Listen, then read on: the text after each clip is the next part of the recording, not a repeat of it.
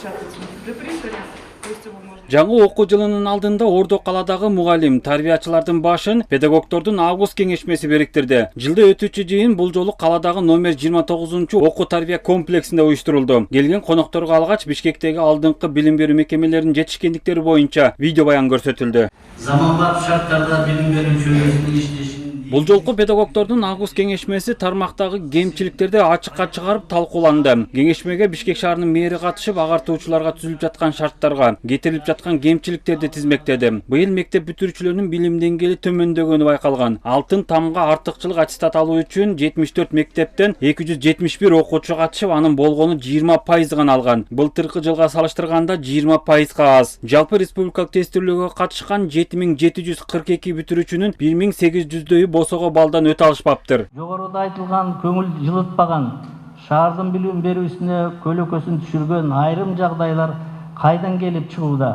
Менимче, ар бир мекемедеги кемчилик менен ийгиликтер мектеп директорлоруна түздөн түз байланыштуу. Билим берүү тармагында мектеп директорлорунун конкурс менен дайындоо, окутуунун сапатын кескин жакшыртуу, окуу программаларын жаңылоо, жаңыча көз караш, жаңыча идеяларды бар директорлорду тандоо талаптагыдай болбой жаткандай.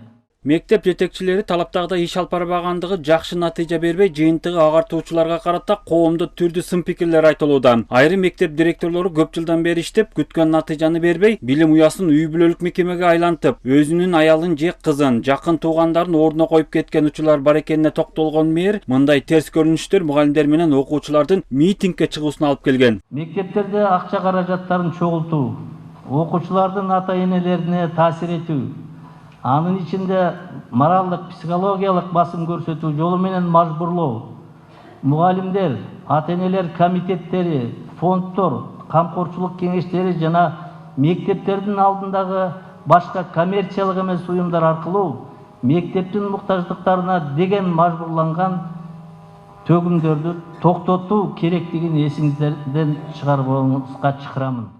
Кеңешмеде көтөрүлгөн маселелер, кетирилген кемчиликтерди мугалимдер моюнга алышат. Акыркы жылдары мамлекет тараптан агартуучуларга көрүлүп жаткан камкордуктан кийин натыйжалуу жыйынтык чыгарууга даяр экенин белгилешет. Ошол эле учурда мектептерде чечилбей жаткан маселелер арбын. Моюнга алыш керек, бар. Ар деңгээлде мектептер шаарда. Ал үчүн ушундай жыйынтык болгонго ар кандай себептер бар. Аны шылтоо катары кабыл албайбыз, туура кабыл алыш керек сын пикирлерди. Каладагы бардык агартуучуларды жаман дегенге дагы болбойт. Арасында изденүү менен жаңы окуу методикаларын иштеп чыгып, алгана турсун чет өлкөлөрдө кароо сынактарга катышып жаткан мугалимдер дагы жок эмес. Учурда Ордо каладагы бала бакчаларда колдонулуп жаткан окуу методикасы жергиликтүү адистер тарабынан иштелип чыккан. Анда негизги 3 багыт боюнча тарбия иштери жүргүзүлөт. Бишкек шаарынын бала бакчалары жалпы 3 негизги багыт менен иштеп келет. Бул биринчи көп тилдүү билим берүү программасы, экинчи STEM технологиялары жана үчүнчү этнопедагогика. Этнопедагогика бала бакчаларда кыргыз тилинин үрп адатын, каада салтын балдарга үйрөтүү деп негиз катары эсептелет.